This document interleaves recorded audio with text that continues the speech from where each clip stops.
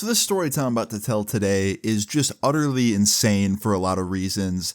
It's essentially like three stories in one, and I don't know. I was gonna make a few separate videos about each story time, but I figured why not just put them all in one because they all took place in the same night, and it'll probably make the video longer anyway, and you guys seem to like the long videos, so here's one of them.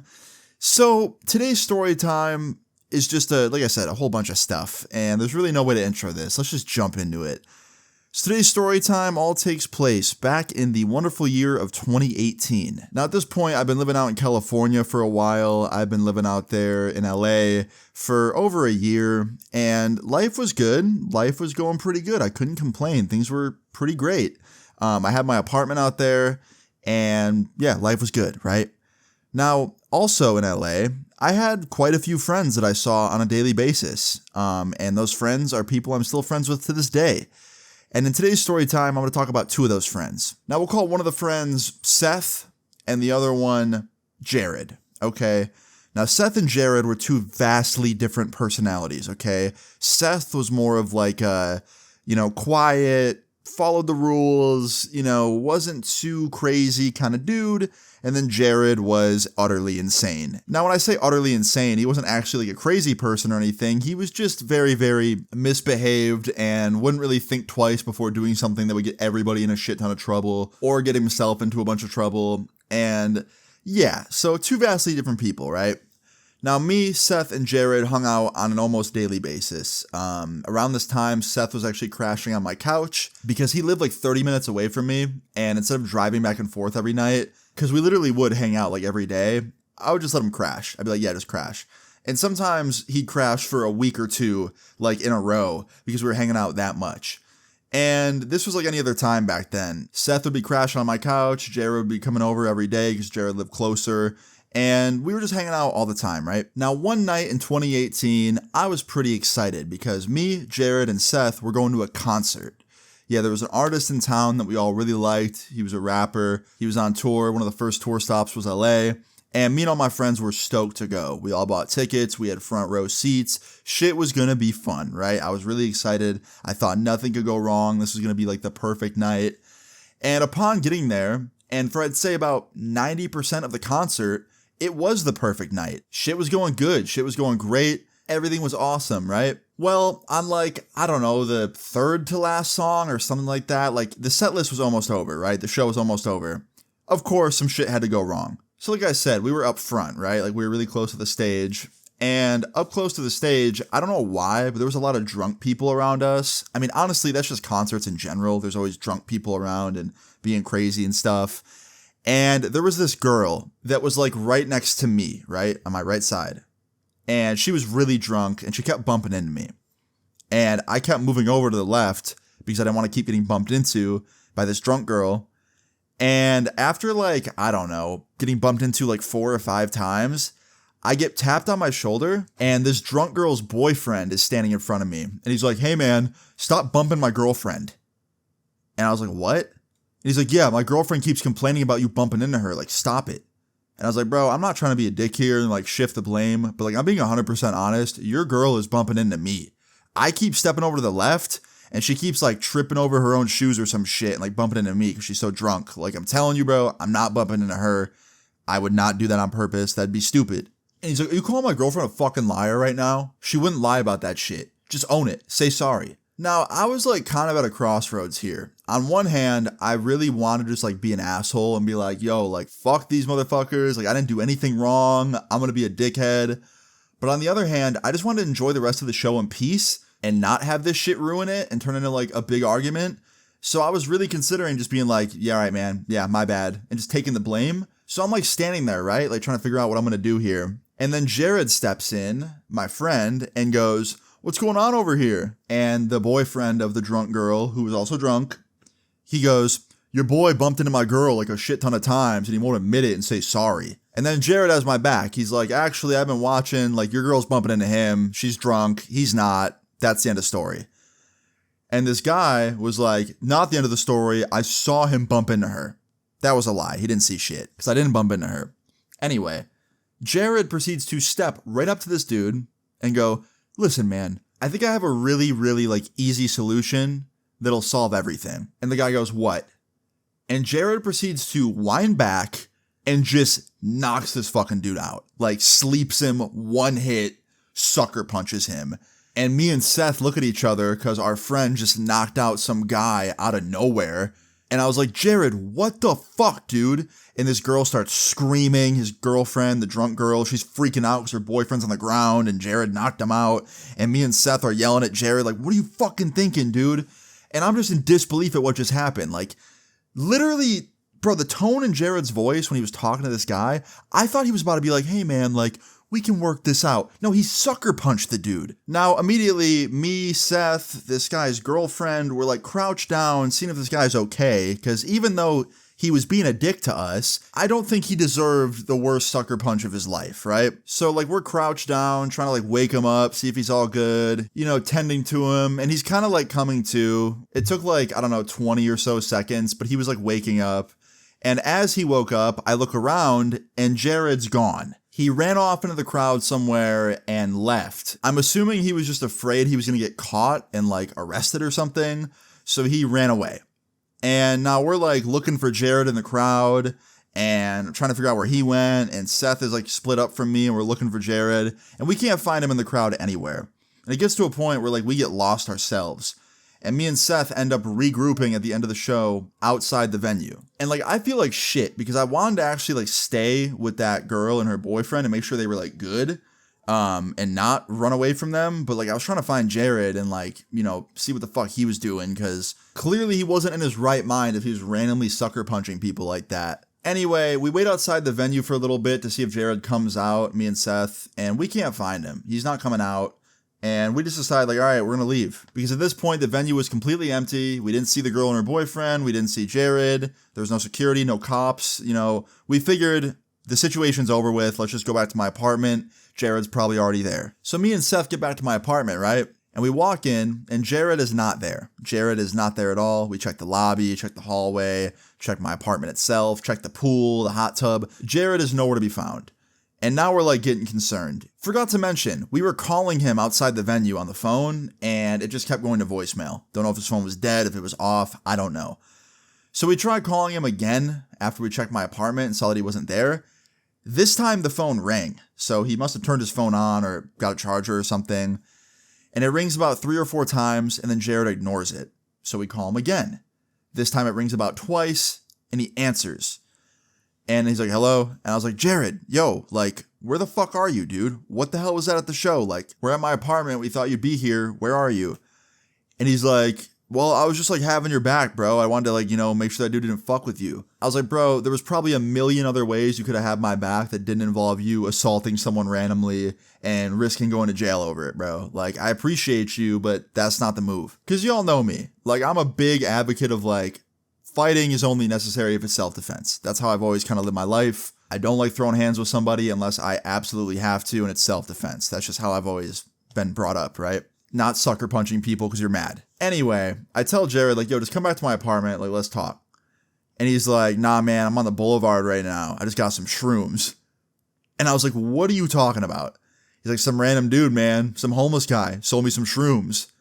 I'm like, bro, you did not buy shrooms from a homeless guy. You are fucking with me right now. He's like, swear to God.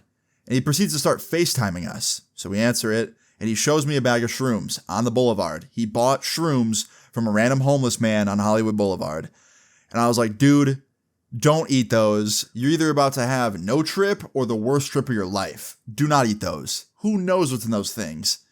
And he's like, I'm good. And he proceeds to start eating them on camera on FaceTime. And then after he starts eating them, he hangs up on us. And then we go to call him back. He doesn't answer. So now me and Seth are looking at each other like, yo, what the fuck is this dude's problem tonight? He knocks a dude out, like just, you know, no talking, just knocks his motherfucker out, leaves the show, ignores our calls for a minute. Then when we finally get a hold of him, he FaceTimes us of him eating some random shrooms he bought off Hollywood Boulevard from a homeless man. Like, the whole situation was just fucked. And I was like, it can't get any worse than this. Let me just go up to my apartment with Seth. We'll hang out for 30 minutes, 45 minutes. I'm sure, you know, Jared will come back And, you know, he might be tripping a little bit, but I'm sure the rest of the night will be smooth, right? Boy, was I fucking wrong. So we end up going to my apartment, right? And we hang out up there for about 45 minutes, and there's no sign of Jared yet. So we try FaceTiming him, doesn't answer. I try calling him like 10 minutes after that, doesn't answer again. Now about an hour goes by. Jared is still nowhere to be found. And I'm in my apartment, in my bedroom, right? And the way my apartment was set up was I had a balcony attached to my bedroom, and the street that I lived on was very close to the main part of Hollywood Boulevard. So I could always hear people yelling and stuff late at night over on Hollywood Boulevard, and if you walked like a very short distance, you were right at my apartment building, and I could look down from my balcony and see you on the sidewalk. And as I'm laying there in bed, I start hearing yelling coming from below my balcony. And at first I think like, okay, it's probably just some homeless guy yelling at someone or someone yelling at somebody else down there. I don't know, right? Because a lot of the times I'd look down when I heard yelling and it'd just be like homeless people arguing or someone yelling at someone else, drunk people, you know what I mean? So I just kind of ignore it. And then I hear the yelling again. This time it hits me a little bit differently. I'm like, wait a minute, that sounded familiar. And then I hear the yelling again. And I'm like, wait a minute, that's Jared yelling. So I immediately jump up and I go out on my balcony and I see Jared standing below my balcony on the sidewalk, looking up at me, yelling with a drink in his hand. And he keeps yelling, Luna, Luna, what's good, bro? And he has no shirt on. Don't know where the fuck his shirt went in all of this, but his shirt's gone. Not tied around his waist, not on his shoulder, it's gone. And he is very visually fucked up. The shrooms were probably kicking it at this point. The drink he had in his hand was probably like, you know, one of many. He's fucked up. You could just tell by the way he's acting. And Seth runs into my room and looks down with me because he could hear me yelling all the way from the living room. So Seth runs up to my balcony and he's like, yo, like, what the fuck? And we're looking down and we're yelling back. And Jared goes, yo, watch this. I'm about to do a flip. And I'm like, Jared, do not do a flip. You don't know how. And he goes, no, I do. Watch this. And he proceeds to bend his knees and go for a backflip on the sidewalk. Keep in mind, Jared does not know how to do a backflip. This was probably the first time he ever attempted this in his life. It's just the shrooms and the alcohol talking. And he goes for this backflip and completely fails and lands on his head and neck on the sidewalk, on the concrete, and just fucking knocks himself out. And he's laid on the sidewalk like a scorpion. Like his legs are like coming over his shoulders. Like he's completely like in a ball. And people on the sidewalk are staring at him like that. I'm staring at him from my balcony, so is Seth. And we're all just kind of quietly staring, hoping that he gets up and he's okay. And that he's not knocked out. Even though he looks like he's knocked out, we're thinking, okay, like maybe he's kidding. Maybe he's joking. It's a prank. Nah. I start to see blood come from his head, and he's not getting up. And immediately, me and Seth turn around and start fucking running as fast as we can out of my apartment to the elevator, down the elevator, and then out the main exit to the sidewalk where he's knocked out and bleeding. Now, when we got out there onto the sidewalk and got, to Jared, there was already a bunch of pedestrians surrounding him, like, trying to see if he was okay. And one girl was already on the phone with 911, and he is still knocked out. And I'm standing there like, yo, this is fucking insane. What is this night right now? And everyone's trying to help him. Luckily, one of the people in the crowd was a doctor. So he was like, he knew everything. He was doing everything correct. He was, administering aid to Jared. And Jared ends up waking up within a couple minutes. And he is conscious. He knows who he is. He knows what day it is. He's actually surprisingly really, really like normal sounding. Because when he knocked himself out, he was drunk and like, probably tripping balls. But like when he came to just a couple minutes later, he almost sounded sober. Like he went from being drunk to sober. It's like him hitting his head knocked the fucked up out of him. Anyway, the doctor dude has like pressure on his head with like this t-shirt, and they're keeping him like, awake and okay. And the ambulance ends up pulling up very fast. The ambulance pulled up like 3 or 4 minutes later. There was a hospital nearby. And they get Jared into the back of the ambulance, and me and Seth went to the hospital with him. Now, we get to the hospital, and they, like, wheeled Jared right to, like, the ER, and me and Seth were just in the waiting room, just kind of, like, hanging out, just, like, waiting for some news, like, trying to figure out what was going on. And for some reason, they wouldn't let us go back there with him. I think it's because we just weren't his family. They like wouldn't let us visit him. And probably because it was a little bit more of a serious situation and he needed like immediate attention. So we waited in the waiting room for a while. And after about 3 hours, a doctor comes out and starts talking to us about it. And essentially what they had to do is they had to staple his head closed because his head was cracked open. They had to run a bunch of testing. They had to scan his brain. They had to check his skull, make sure it was okay. And very, very luckily, his brain was okay. He definitely had a concussion, but his brain was okay. No brain bleeding or anything. But unfortunately, he had a skull fracture, which sounds pretty damn serious when you hear that come from a doctor about your friend. But the good news was it was a very mild skull fracture. So there wasn't a lot they had to do about it, apparently. I guess they just had to like keep an eye on it and like manage the pain and just make sure he didn't get any more hurt.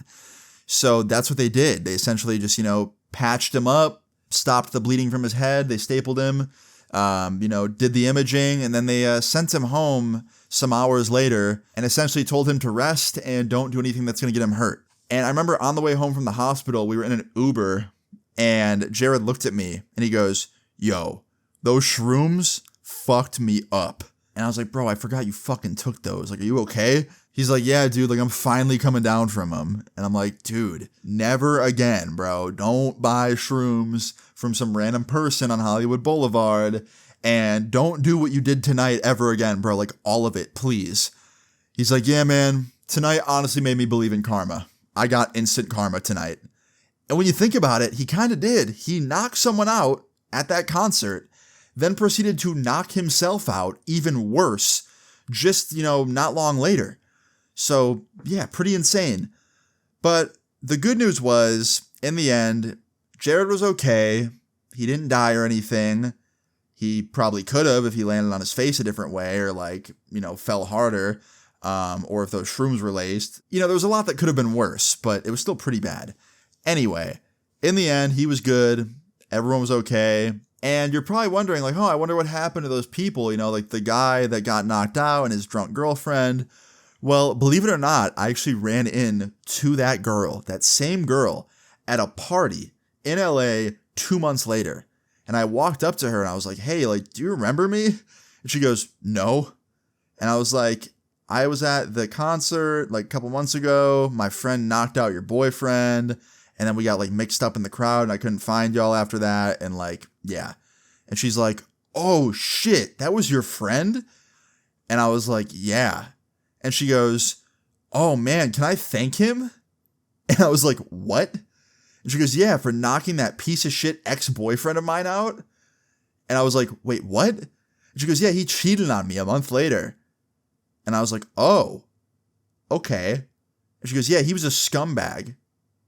And I was like, "Oh, well, was he okay after my friend knocked him out? It seemed pretty bad." And she's like, "Yeah, he was fine. He got up and the rest of that night he was fine. And the rest of that month he was fine. Till he cheated on me the next month." So she essentially was happy now that my friend knocked her then boyfriend, now ex-boyfriend, out. It was just a wild conclusion to this whole story. I still don't think what my homie did was good. I still think it was not cool and definitely uncalled for. But just a wild, wild surprise. But yeah, in the end, learned a lot of valuable lessons. Moral of the story is just don't do anything I talked about in this story time. Don't sucker punch people. Don't go around buying random drugs from random people and then take them. Don't, try and do a backflip when you have no prior gymnastics experience, especially while under the influence. Yeah, man, just don't do any of the shit I talked about in this story. Point blank, period. But yeah, guys, that's the end of the story. Very crazy in my opinion. A lot of things happen on this night, and it's definitely fun to tell. So I hope you enjoyed listening to it.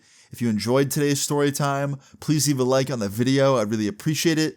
Feel free to leave your story times in the comments down below, and subscribe if you're new. I'll see you all later. Peace. Take his 401k and I'll put it on my wrist, only one.